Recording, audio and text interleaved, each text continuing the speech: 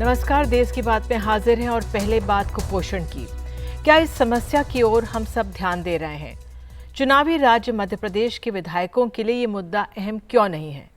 मुख्यमंत्री ने एक लिखित जवाब में बताया है कि 2023 के पहले 3 महीनों में लगभग 78,000 बच्चे राज्य में कुपोषित पाए गए। पिछले साल हमारे सहयोगी अनुराग द्वारी ने एक सरकारी रिपोर्ट के जरिए बताया था कि कैसे पोषण आहार को स्कूटर, ऑटो में ढोकर घोटाला हुआ। बस उसी वक्त सदन में हमारी रिपोर्ट पर हंगामा हुआ था। पोषण से संबंधित सवालों पर कांग्रेस हो या बीजेपी, किसी ने ज्यादा दिलचस्पी नहीं दिखाई है। आइए देखते हैं पहले एक ग्राउंड रिपोर्ट।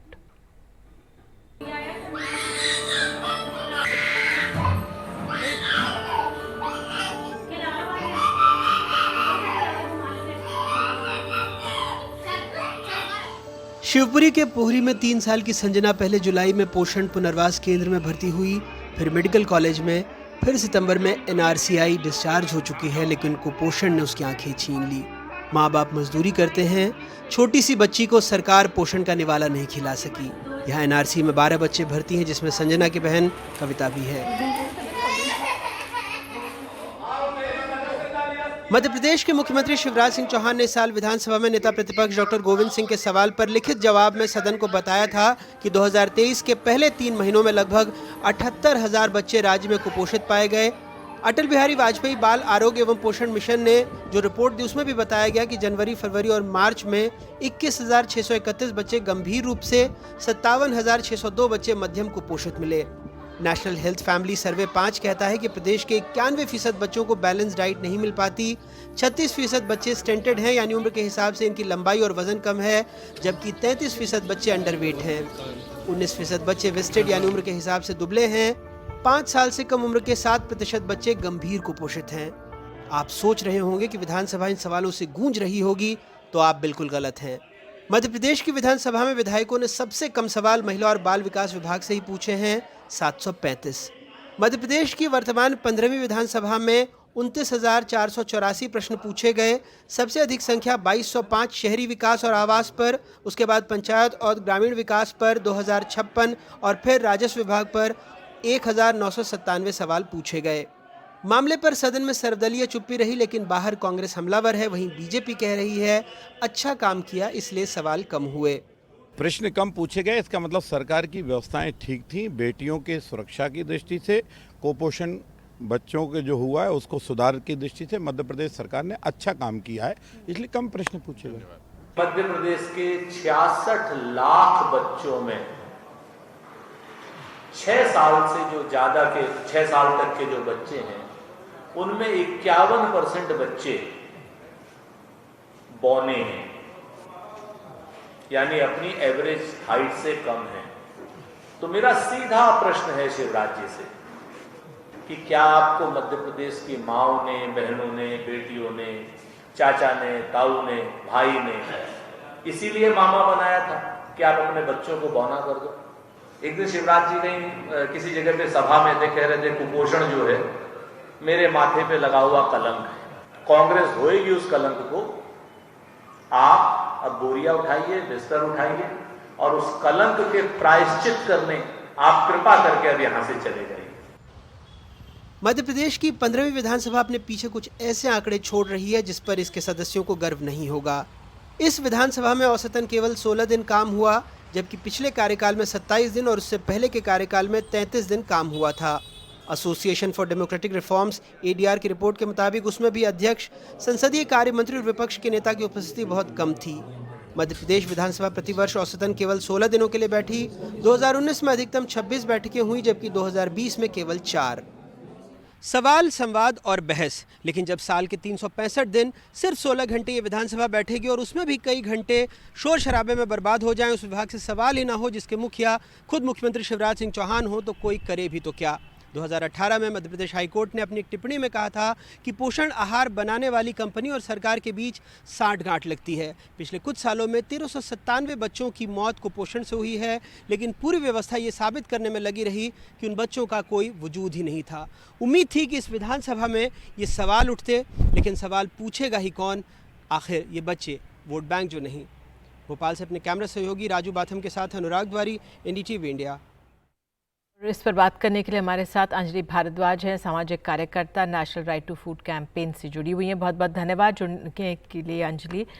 क्या कारण आप देखती हैं ये समस्या? ये पहले अगर हम मध्य प्रदेश की बात कर लें, फिर ये जो चुनौती हम सबके सामने, आप बता रहे थे जिस तरह से अनुराग, आप देख रहे थे कि बच्चे वोट नहीं करते हैं, लेकिन ये कुपोषण की समस्या क्यों इस पे सरकारें जो हैं वो गंभीर इतनी नहीं होती? जी निधि, देखिए, मुझे लगता है कि ये बच्चों के कुपोषण की जो समस्या है ये बहुत ही गंभीर समस्या है, जिसे अत्यंत ही गंभीरता से लेने की जरूरत है, कोई भी पॉलिटिकल पार्टी हो, कोई भी राज्य हो, क्योंकि ये हमारे देश के भविष्य की बात है। और हम दशकों से देख रहे हैं कि हमारे देश में बच्चों का कुपोषण जो है वो विश्व में सबसे कुपोषित देशों में देखा गया है। सब सहारन अफ्रीका से ज्यादा कुपोषण बच्चों में जो है वो हमारे देश में बहुत दशकों से हम कहते आ रहे हैं कि है, और इसके ऊपर गंभीरता से काम करने की जरूरत है। आपने मध्य प्रदेश के आंकड़े सामने रखे और दिखाया अपनी रिपोर्ट में कि किस तरीके से विधानसभा में इसके ऊपर एडिक्वेटली फोकस नहीं हो रहा है, डिस्कशंस नहीं हो रही हैं। हम यही देखते हैं बहुत सारे राज्यों में और केंद्र स्तर पर भी। और अगर मैं पूरे देश की भी बात रखूं, आंकड़े आपने मध्य प्रदेश के रखे, ये प्रॉब्लम पूरे देश में है। बल्कि NFHS जो नेशनल फैमिली हेल्थ सर्वे 5 था, उसने दिखाया है बहुत क्लियरली कि हमारे देश में 2019 से 21 के बीच में 35% बच्चे 5 साल की उम्र के नीचे जो थे वो स्टंटेड थे। मतलब उनकी जो हाइट है वो उनकी एज के मुताबिक बहुत कम है, और 20% से ज्यादा बच्चे अपनी हाइट के मुताबिक उनका वेट कम है। तो आप ये सोचिए, ये कोई छोटे आंकड़े नहीं है। हम 1/3 बच्चों की बात कर रहे हैं जो अपनी हाइट तक नहीं पहुंच पा रहे एज के मुताबिक, क्योंकि वो कुपोषण के शिकार हैं।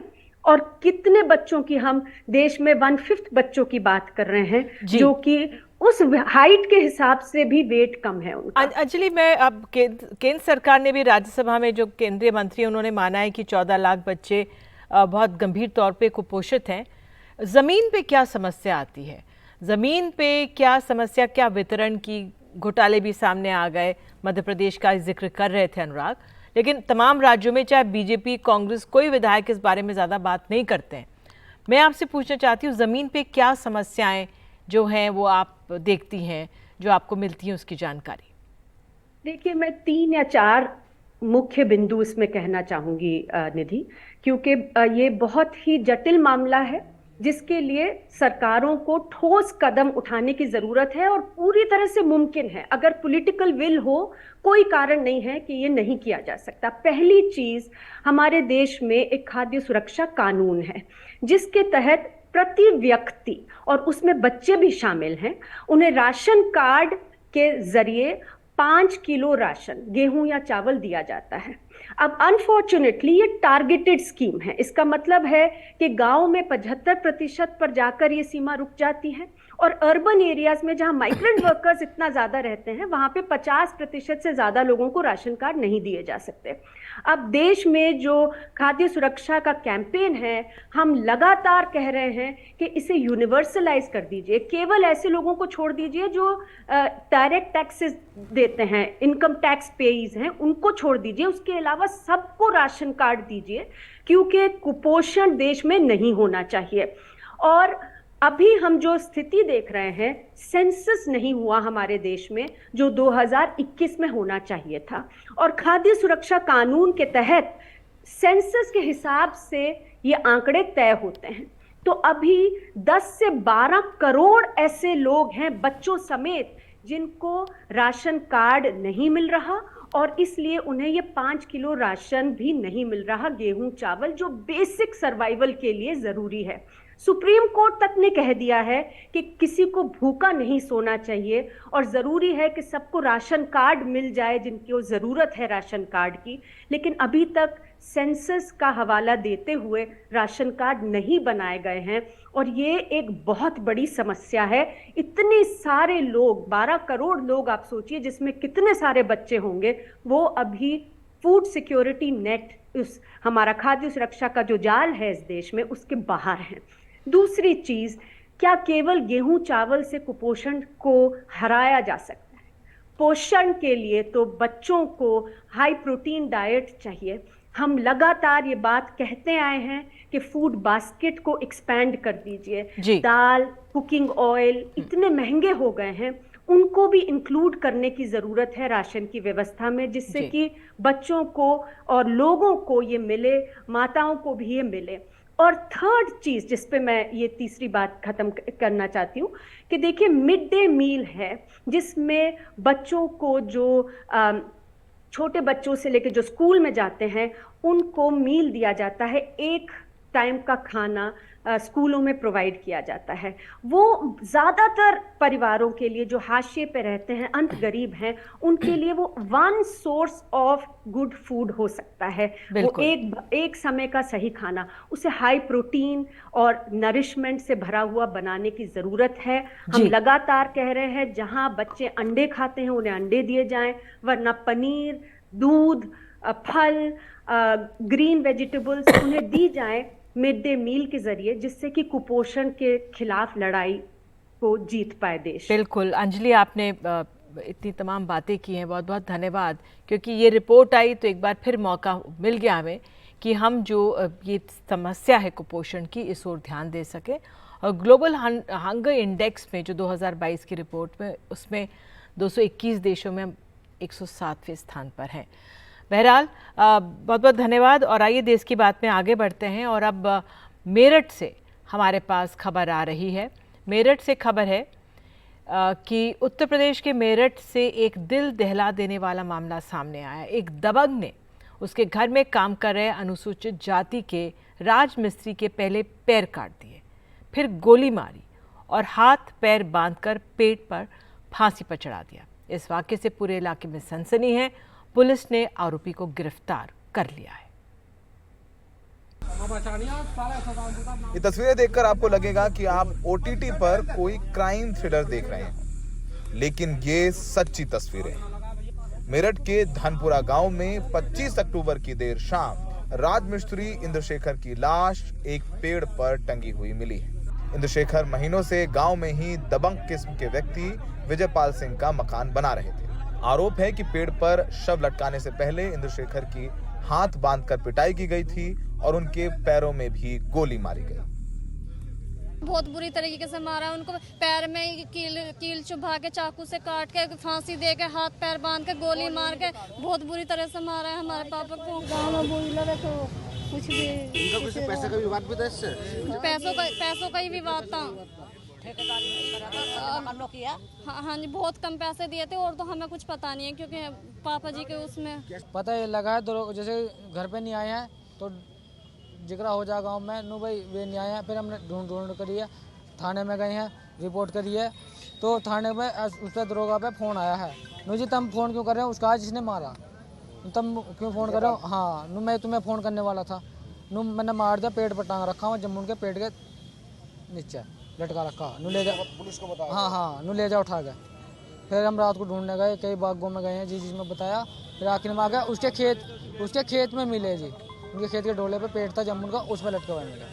विजयपाल ने राजमिस्त्री इंद्रशेखर की 6 महीने की करीब 2.5 लाख की मजदूरी रोक ली तो इंद्रशेखर ने काम करना बंद कर दिया। विजयपाल ने उसे जाति सूचक शब्दों का प्रयोग करते हुए जान से मारने की धमकी भी दी थी। 25 अक्टूबर को दोपहर बाद विजयपाल बैंक से पैसा निकालकर भुगतान करने की बात कहकर इंद्रशेखर को अपने साथ ले गया। अपने खेत पर इंद्रशेखर को बंधक बनाकर विजयपाल और उसके साथियों ने पिटाई की और फिर गोली मारकर हत्या कर दी। इनके मध्य दोनों के पैसे और मजदूरी को लेकर कुछ विवाद था, जिस पर इन्होंने कल 2 बजे ये साथ में गए वहाँ पर और विजयपाल सिंह के द्वारा इसकी हत्या करके इसको पेड़ पर लटका दिया गया। इसमें जो है इसका शव का पंचायतनामा पोस्टमार्टम की कार्रवाई की जा रही है। बाकी इसको 2 लोगों को हिरासत में लेकर पूछताछ की जा रही है और शीघ्र ही अभियुक्त को गिरफ्तार किया जाएगा। आरोपी इस कदर दबंग था कि उसने पहले पीड़ित की हत्या करी, उसको गोली मारी, उसके पैरों पर कील गाड़ी, फिर फांसी पर लटका दिया और ख़ुद ही उसने पुलिस को इत्तला की फ़ोन करके कि उसने ये हत्या कर दी और शव टांग दिया है, पेड़ से उठा करके वो ले जाएं। और आरोपी बिल्कुल भी भय में नहीं था, उसे पता था कि वो क्या कर रहा है। उसने जगह समय सब तय किया, अपने लोग बुलाए और बिल्कुल प्लान करके मर्डर किया। सोचिए कि अब हम तो चांद तक पहुंच गए हैं, लेकिन अब भी कुछ लोगों की मानसिकता तालिबानी है। सहयोगी सुशील राठी के साथ सौरभ शुक्ला, एनडीटीवी इंडिया। प्रधानमंत्री मोदी ने एनसीपी प्रमुख शरद पवार पर किसानों के नाम पर राजनीति करने का आरोप लगाया है, तो इसको लेकर एनसीपी और ठाकरे गुट ने भी प्रधानमंत्री पर पलटवार किया। महाराष्ट्र में किसानों के नाम सिर्फ और सिर्फ राजनीति की है। जब मिल गया भतीजे अजीत पवार का साथ तो चाचा से कर लिए दो हाथ। पीएम नरेंद्र मोदी ने शिरडी के दौरे पर एनसीपी प्रमुख शरद पवार को जमकर घेरा। 10 साल तक देश के कृषि मंत्री रहे शरद पवार पर पीएम ने न केवल किसानों के नाम पर राजनीति करने का आरोप लगाया और अपनी ही सरकार को किसानों का सबसे बड़ा हितैषी बताया है। महाराष्ट्र के एक वरिष्ठ नेता केंद्र सरकार में कई वर्षों तक कृषि मंत्री रहे हैं।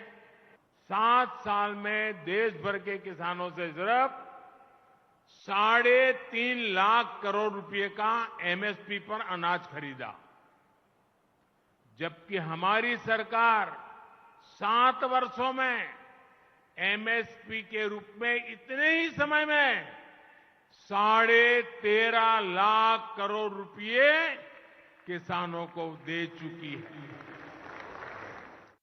एनसीपी प्रमुख शरद पवार और प्रधानमंत्री मोदी के बीच के रिश्ते नरम गरम रहे हैं।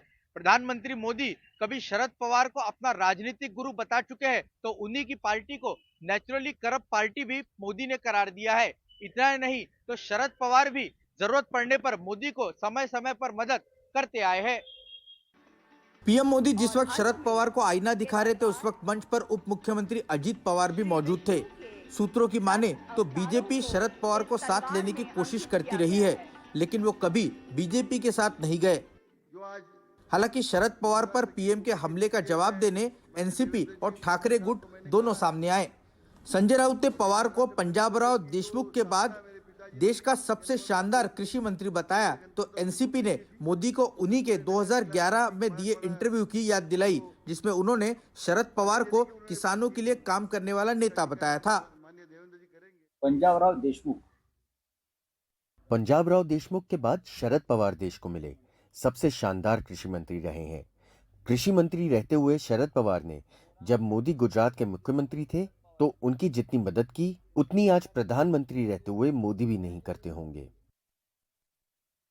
आता ही होत नसेल। मैं एक छोटा कार्यकर्ता होने के नाते आदरणीय नरेंद्र मोदी साहब को याद दिलाना चाहता हूं कि 2011 के दिसंबर महीने में उन्होंने शरद पवार साहब के बारे में एक मुलाकात दी थी और उस मुलाकात में उन्होंने कहा था कि शरद पवार साहब का हर एक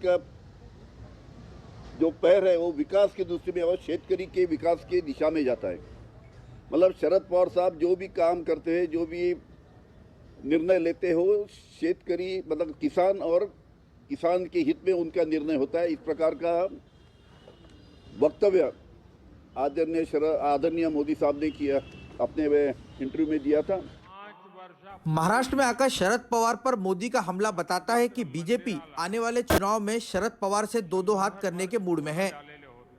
मुंबई से कैमरा पर्सन अमित पवार के साथ रौनक कुकड़े, एनडीटीवी इंडिया के लिए।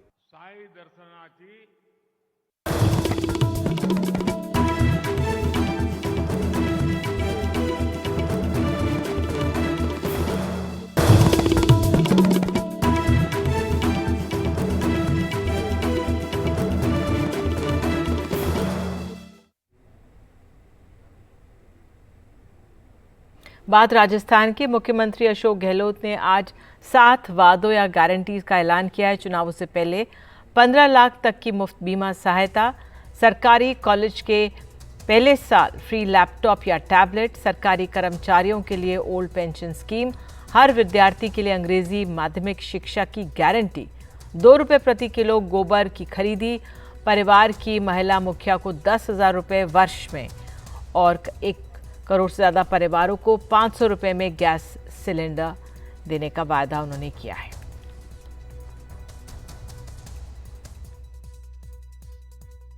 पहली गारंटी में बता दें आपको, गृह लक्ष्मी योजना परिवार की महिला मुखिया को आत्मनिर्भर बनाकर सम्मान देने के लिए प्रतिवर्ष 10,000 रुपये सम्मान राशि मिलेगी। दूसरी गारंटी मैंने कहा आपको 1 करोड़ 5 लाख परिवारों को गैस सिलेंडर 500 रुपये मिलेगा। अब NFA के जो लोग हैं फूड सिक्योरिटी एक्ट वाले, उनको हम शामिल करें इसके अंदर, 1 करोड़ 5 लाख लोगों तक पहुंचा रहे हैं हम लोग। तीसरी गारंटी होगी छत्तीसगढ़ की तर्ज पर, वहाँ गोधन गारंटी है। चौथी और 5वीं गारंटी है शिक्षा और हमारे युवाओं से जुड़ी हुई है। उधर बिहार के मुख्यमंत्री नीतीश कुमार चाहते थे कि INDI गठबंधन में सीटों के तालमेल पर एक फॉर्मूला जल्द से जल्द बन जाए, लेकिन अब ये फिलहाल 5 राज्यों में चुनाव तक टल गया है। JDU के वरिष्ठ नेता और बिहार के जल संसाधन मंत्री संजय झा ने आज पटना में कहा है कि विधानसभा चुनावों के परिणाम के बाद इंडिया गठबंधन की रैली के बारे में घोषणा होगी। अब मैंने देखा कांग्रेस के अध्यक्ष का बयान, राष्ट्रीय अध्यक्ष है, कि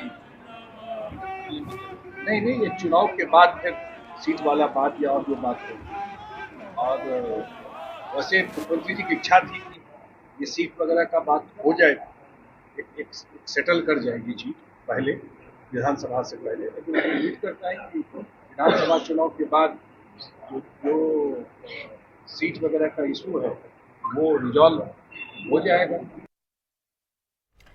शराब घोटाले में गिरफ्तार आप सांसद संजय सिंह की न्यायिक हिरासत 10 नवंबर तक बढ़ा दी गई है। पिछली न्यायिक हिरासत खत्म होने के बाद उन्हें कोर्ट में पेश किया गया था। इस दौरान कोर्ट ने संजय सिंह को अस्पताल ले जाकर उनके आँख के इलाज की इजाज़त दी। साथ ही परिवार के खर्चे के लिए चेक पर दस्तखत करने की भी अनुमति दी गई।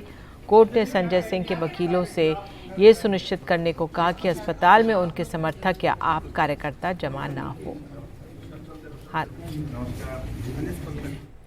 उधर तेलंगाना में अगले महीने होने वाले विधानसभा चुनावों की तैयारियां जोरों पर हैं, जहां सत्ताधारी BRS एक बार फिर से सरकार में आने का दावा कर रही है, तो बीजेपी कांग्रेस भी जमकर प्रचार में जुटे हैं। गृह मंत्री अमित शाह ने आज तेलंगाना में एक बड़ा ऐलान किया। उन्होंने कहा है कि अगर तेलंगाना में बीजेपी की सरकार बनती है तो हमारा मुख्यमंत्री पिछड़ी जाति का होगा। BRS पर निशाना साधते हुए गृह मंत्री ने कहा है कि 2014 में KCR ने वादा किया था कि CM अनुसूचित जाति का होगा।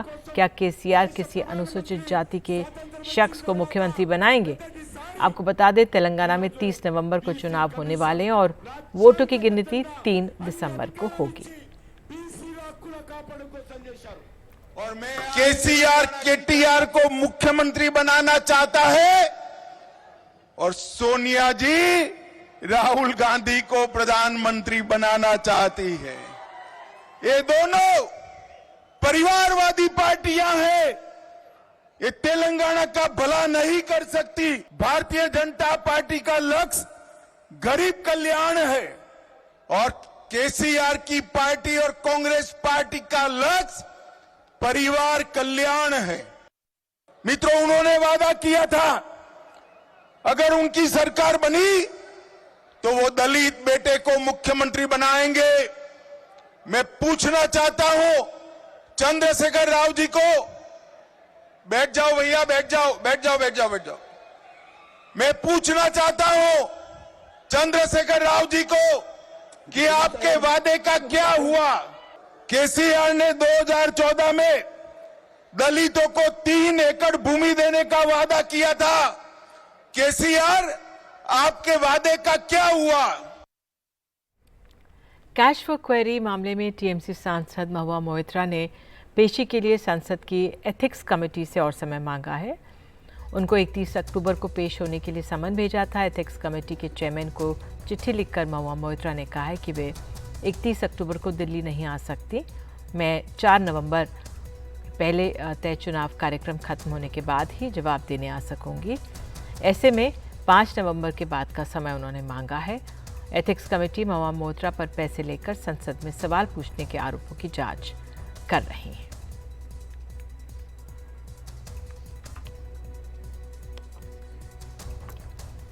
उधर पश्चिम बंगाल राशन वितरण घोटाले मामले में प्रवर्तन निदेशालय ने लंबी पूछताछ के बाद राज्य के वन मंत्री ज्योतिप्रिय मलिक को गिरफ्तार कर लिया है। ईडी की टीम कल सुबह मलिक के घर पहुंची थी। करीब 20 घंटे तक ईडी ने मलिक के घर और दूसरी जगहों पर तलाशी अभियान चलाया था। गिरफ्तारी के बाद ज्योतिप्रिय मलिक ने कहा कि वो एक साजिश का शिकार हुए हैं। वन मंत्रालय ने से पहले ही ज्योतिप्रिय मलिक के पास खाद्य और नागरिक आपूर्ति विभाग का प्रभार था। ज्योतिप्रिय मलिक के घर तलाशी की खबर के बाद राज्य की मुख्यमंत्री ममता बनर्जी ने बीजेपी पर निशाना भी साधा था। उधर आपको बता दें कि बीजेपी के नेता शुवेंदु अधिकारी ने ट्वीट करके कहा है कि मैं ईडी निदेशक से अपील करूंगा कि वो पश्चिम बंगाल के बड़े राशन वितरण घोटाले में ममता बनर्जी की भूमिका की जांच करें। मुख्यमंत्री ममता बनर्जी ने 2021 में ज्योतिप्रिय मलिक को खाद्य और आपूर्ति विभाग का प्रभारी मंत्री नहीं नियुक्त किया, क्योंकि 2011 से 2021 तक खाद्य और आपूर्ति मंत्री के तौर पर बड़े भ्रष्टाचार में उनके शामिल होने के बाद वो केंद्रीय जांच एजेंसियों की नज़रों से उन्हें बचाना चाहती थी। हालांकि वो चाहती थी कि वो अवैध तरीके से फंड इकट्ठा करते रहें और इसका हिस्सा खास व्यक्तियों को सौंप दें। इसलिए इसके उपाय के तौर पर उन्होंने पश्चिम बंगाल आवश्यक वस्तु आपूर्ति निगम का अध्यक्ष नियुक्त कर दिया था और कंपनी का, जिसे पश्चिम बंगाल में धान और दूसरे अनाज की खरीद और वितरण का काम सौंपा गया है।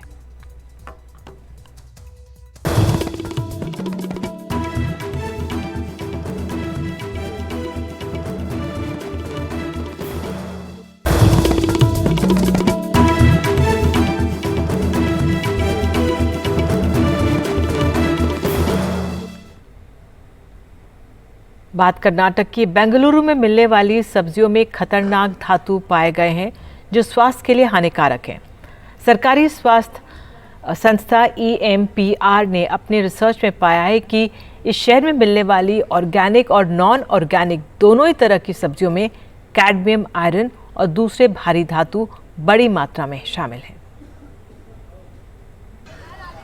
ये सब्जियां सेहत के लिए खतरा है।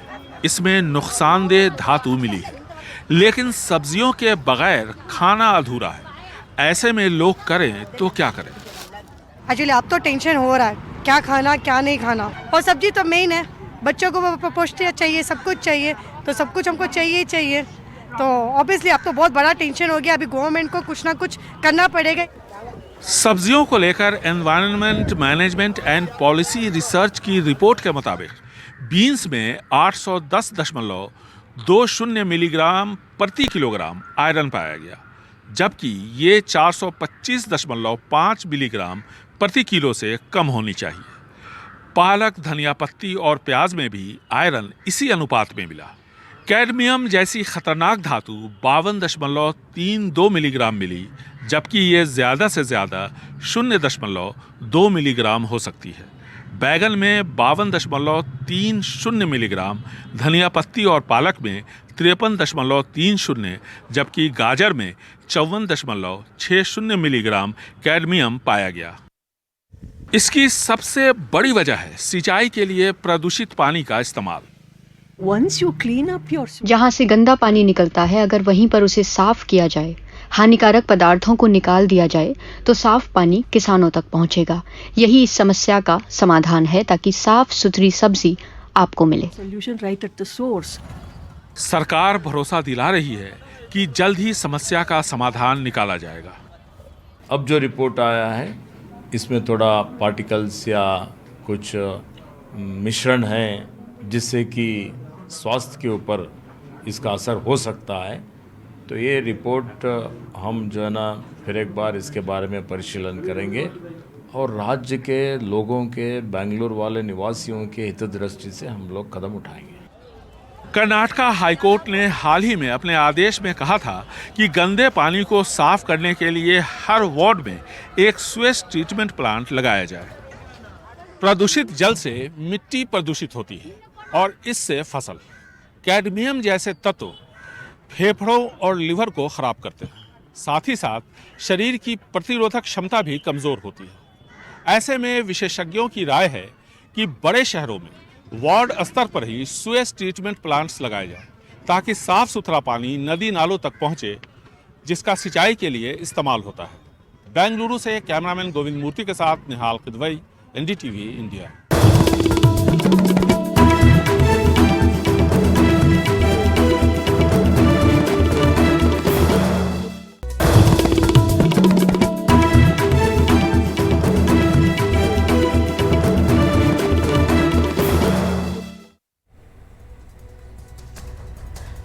बुखार की परेशानी और बदलते मौसम की मार के चलते अस्पताल में मरीजों की तादाद में अचानक इजाफा हुआ है। बुखार वायरल है, लेकिन ठीक होने में समय ज़्यादा लग रहा है। आखिर ऐसा क्यों है, देखिए एक रिपोर्ट। बुखार की वजह से मधु 3 दिनों तक बिस्तर पर रहीं। लगा सुधार नहीं हो रहा तो डॉक्टर की सलाह जरूरी समझी और अस्पताल आ गईं। वो फीवर अभी मेरे को परसों से हुआ है, गला खराब था, फिर फीवर रात में शुरू हो गया था परसों, तो अभी दवाई के लिए फिर मैं आई हूँ। और फीवर कितना, मतलब बहुत ज्यादा जा रहा है, क्या जा रहा है? 101 के करीब जा रहा है फीवर मेरे को। परिवार में और किसी को है फीवर? नहीं, अभी किसी को नहीं है इस टाइम, सिर्फ मुझे ही है। खांसी भी मुझको ही है अभी, और किसी को नहीं है। बलगम हो रहा है, हल्का येलो है। डॉक्टर कह रहे हैं कि बुखार लंबा भी खींच रहा है और 30 से 40% मरीज भी रोजाना इसकी शिकायत लिए अस्पताल आ रहे हैं। हमारे डिपार्टमेंट में थोड़ी देर पहले मैं एक इमरजेंसी में था, वहाँ उनसे मैंने पूछा है, वो कह रहे थे 30% to 40% increase in the patients who are coming in the emergency as a OPD patients. 30-40% is fever के only fever. So this is quite a significant increase in the number of fever. जानकार कह रहे हैं कि बुखार लंबा खींचने की कुछ अहम वजह हैं। प्रदूषण भी है, कोविड की वजह से फेफड़ों में आई कमजोरी भी और वायरस का बदलता स्वरूप भी।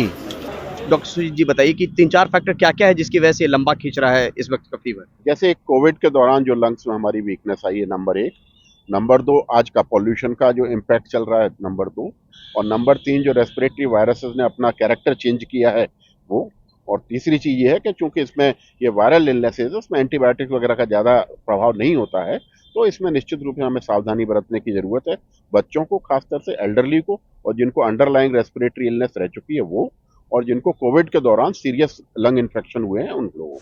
वहीं बुखार के साथ साथ प्रदूषण ने भी मरीजों की तादाद में अच्छा खासा इजाफा किया है। मैं कहूँ तो 30 से 40% बढ़ गया मेरे जी। तो ये क्योंकि मैं दशकों से ये देख रहा हूँ एयर पोल्यूशन के टाइम पर, तो मैं काफी कॉन्फिडेंटली कह सकता हूँ कि ये एयर पोल्यूशन की वजह से। और 30 से 40%। बच्चे भी मौसम की मार से अछूते नहीं। फ्लू की शिकायत के साथ ओपीडी में इनकी तादाद करीब 50% तक है। बच्चों में ये अभी भी बरकरार है। तो अगर हम देखें आंकड़े, तो अगर 100 बच्चे हमारी ओपीडी में बुखार को लेके आ रहे हैं, तो उसमें 50 से 60% बच्चे ऐसे हैं जो मौसम के बदलने की वजह से जो फ्लू हो जाता है उससे आ रहे हैं। तो बदलते वक्त में सावधानी बरतेंगे, सतर्कता रखेंगे तो मौसम की मार नहीं कर पाएगी बीमार। नई दिल्ली से परिमल कुमार, एनडीटीवी इंडिया।